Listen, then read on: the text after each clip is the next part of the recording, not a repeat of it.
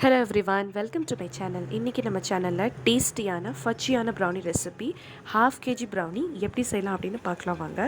So இந்த brownie நான் சொன்ன மெஷர்மெண்ட்டில் நீங்கள் கரெக்டாக பண்ணிங்கன்னா உங்களுக்கு ½ கேஜி க்ரிங்கிள் டாப்போடு வரும். ஸோ வாங்க வீடியோக்குள்ளே போகலாம். ஃபஸ்ட்டு 200 கிராம் டார்க் சாக்லேட் எடுத்துக்கோங்க. அதுக்கப்புறம் 150 gram white and brown sugar ரெண்டும் மிக்ஸ் பண்ணி எடுத்துக்கோங்க. நான் பவுடர் பண்ணி வச்சுருக்கேன். இப்போது 2 எக்ஸு மீடியம் சைஸ் எடுத்துக்கோங்க, ரூம் டெம்பரேச்சரில் இருக்கணும். ½ கப் மைதா, 1/4 கப் கோகோ பவுடர், நல்ல பிராண்டடாக எடுத்துக்கோங்க. மெல்டட் பட்டர் எங்கிட்ட 75 கிராம் தான் இருந்துச்சு, ஸோ நான் 25 கிராம் ஆயில் ஆட் பண்ணிக்கிட்டேன். ஸோ ஃபஸ்ட்டு நம்ம சாக்லேட்டை மெல்ட் பண்ணிக்கலாம். அதுக்கு சாக்லேட்டோட பட்டரையும் ஆயிலையும் மிக்ஸ் பண்ணிக்கலாம். சாக்லேட்டும் பட்டரும் ஆயிலும் ரூம் டெம்பரேச்சரில் இருக்கிற மாதிரி பார்த்துக்கோங்க. ஃபஸ்ட்டு அதை நல்லா மிக்ஸ் பண்ணிவிட்டு அதுக்கப்புறம் டபுள் பாயில் மெத்தடில் அதை மெல்ட் பண்ணிக்கோங்க. இப்போது மெல்ட் பண்ணி எடுத்த அந்த சாக்லேட் பார்த்திங்கன்னா இந்த மாதிரி தான் ஸ்மூத் டெக்ஸ்சரில் இருக்கும். ஸோ இப்போ இந்த சாக்லேட்டை நல்லா மிக்ஸ் பண்ணிவிட்டு நம்ம ஆறுறதுக்காக தனியாக எடுத்து வச்சுருவோம். அதுக்கப்புறம் நம்ம ஒரு பவுல் எடுத்து ட்ரை இன்க்ரீடியன்ஸ் எல்லாமே ஒன்றா மிக்ஸ் பண்ணிடலாம். நான் சீவ் பண்ணி வச்சுருக்கேன். மைதா, கோகோ பவுடர், கொஞ்சம் பிஞ்ச் சால்ட் ஆட் பண்ணி தனியாக சீவ் பண்ணி அதை விஸ்க் வச்சு நல்லா மிக்ஸ் பண்ணி எடுத்துருக்கேன்.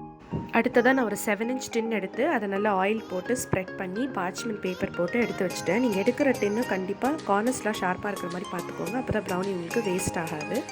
இப்போ ஒரு ட்ரையான பவுல் எடுத்து அதில் 2 எக்கையும் உடச்சி ஊற்றி மிக்ஸ் பண்ணிக்கலாம். கூடவே முட்டையோட ஸ்மெல் தெரியாமல் இருக்கிறதுக்காக ஒரு மூடி வெனிலா எசன்ஸ் நான் இதில் ஆட் பண்ணிக்கிறேன்.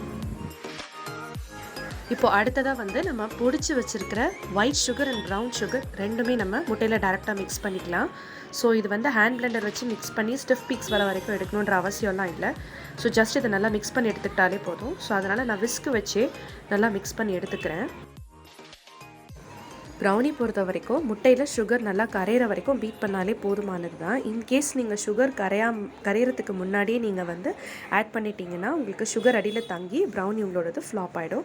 ஸோ கண்டிப்பாக இந்த மாதிரி கன்சிஸ்டன்சி வர வரைக்கும், ஒரு ஃபோமி கன்சிஸ்டன்சி வர வரைக்கும் மட்டும் நீங்கள் நல்லா மிக்சிங் பண்ணி எடுத்துக்கோங்க. ஸோ அதுக்கு நான் ஹேண்ட் விஸ்க் தான் யூஸ் பண்ணேன். ஸோ இப்போ இதை நல்லா மிக்ஸ் பண்ணி எடுத்துருக்கோம். பாருங்கள், கன்சிஸ்டன்சி இந்த மாதிரி போரிங் கன்சிஸ்டன்சியில் இருந்தால் போதும். அடுத்ததாக நம்ம மெல்ட் பண்ணி வச்சுருக்க சாக்லேட் நல்லா ஆறுனதுக்கப்புறம் இந்த பேட்டரில் போட்டு மிக்ஸ் பண்ணிக்கலாம். இப்போது மெல்ட் பண்ணி வச்சுருக்க சாக்லேட்டை டேரெக்டாக ஃபுல்லாகவே நம்ம இந்த பேட்டரோடு மிக்ஸ் பண்ணி எடுத்துக்கலாம். ஒரு விஸ்கோட உதவியோடு நீங்கள் நல்லா அதை மிக்ஸ் பண்ணி எடுத்துக்கோங்க. மிக்ஸ் பண்ணும்போது உங்களுக்கு திக்காகிற மாதிரி இருக்குன்றதுக்காக எக்ஸ்ட்ராவாக பாலோ தண்ணியோ இல்லை வேறு எதுவுமே நீங்கள் ஆட் பண்ண வேண்டாம்.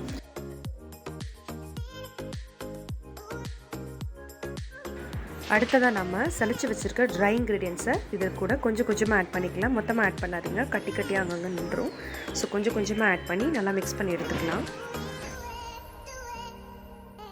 அடுத்ததாக நம்ம ப்ரிப்பேர் பண்ண பேட்டரை டின்னில் ஊற்றிக்கலாம். ஸோ அது பார்க்குறதுக்கு இந்த மாதிரி ஃபோல்டிங் கன்சிஸ்டன்சியில் தான் இருக்கணும். ஸோ டின்னில் ஊற்றின பேட்டர் டின்னோட எல்லா கார்னர்ஸ்லேயுமே போகிற மாதிரி நம்ம ஸ்ப்ரெட் பண்ணிக்கணும். ஸோ அதுக்கு ஃபஸ்ட்டு நம்ம டேப் பண்ணி எடுத்துக்கலாம். நீங்கள் ஒரு 2-3 டேப் பண்ணிங்கன்னா போதும், எல்லா கார்னர்ஸ்லேயும் போய் செட் ஆயிரும். அதுக்கப்புறமா நம்ம இந்த மாதிரி டூத் பிக் வச்சு எல்லா கார்னர்ஸ்லேயுமே ப்ராப்பராக ஈவனாக பேட்டர் ஸ்ப்ரெட் ஆகிற மாதிரி, ஏர் பபிள்ஸ் எதுவுமே இல்லாமல் இருக்கிற மாதிரி இந்த மாதிரி ஸ்ப்ரெட் பண்ணி எடுத்துக்கலாம். ஸோ இப்போ நம்ம ப்ரீஹீட் பண்ணி வச்சுருக்கிற அவனில் 30 மினிட்ஸ்க்கு டபுள் சைடு ராடுமே ஆன் பண்ணி வச்சுட்டேன். ஸோ 30 to 45 மினிட்ஸ் ஆகும். சம்டைம்ஸ் ப்ரௌனி உள்ளே வச்சதும் சும்மா டோர் ஓப்பன் பண்ணி பார்த்தீங்கன்னா உங்களுக்கு ப்ரௌனி குக் ஆகாது. இப்போ பாருங்கள், 25 மினிட்ஸ் ஆகிடுச்சு. இப்போவே ப்ரௌனியில் எப்படி சூப்பராக குக் ஆகி மேலே வந்திருக்குன்ட்டு. ஸோ 30 மினிட்ஸ்க்கு அப்புறம் நான் எடுத்துட்டேன். ப்ரௌனியில் மேலே க்ரிங்கிள் டாப்போட செம்மையாக ரெடி ஆகிருக்கு. பட் ஆனால் உங்களுக்கு ஃபுல்லாக ஸ்டிக்கு ட்ரையாக வரக்கூடாது, ஏன்னா இது கேக் மாதிரி இருக்காது. ஸோ ப்ரௌனி இந்த மாதிரி இருக்கும். நம்ம கம்ப்ளீட்டாக கூல் ஆனதுக்கப்புறம் தான் ட்ரேலேருந்து வெளியில் எடுக்கணும். நம்ம அவசரமாக எடுத்தோன்னா கண்டிப்பாக உடஞ்சிரும். ஸோ இந்த மாதிரி க்ரிங்கிள் டாப்போடு வந்திருக்கு பாருங்கள். அதோட ஹைட் கூட எப்படி இருக்குன்னு நான் உங்களுக்கு காட்டுறேன் பாருங்கள், எவ்வளோ ஹைட்டாக சூப்பராக வந்திருக்கு அப்படின்னு பாருங்கள். பார்க்குறதுக்கே நல்லா ஃபஜ்ஜியாக இருந்துச்சு ப்ரௌனி. உள்ளே ஃபுல்லாக நல்லா மாய்ஸ்டாக இருந்துச்சு. நான் எங்கள் வீட்டில் சின்ன பசங்க அதிகன்றதுனால குட்டி குட்டி பைட்ஸாக போட்டிருக்கேன். நீங்கள் வேணும்னா இதை வெறும் 9 ஸ்லைஸாக எடுத்து கொடுக்கலாம்.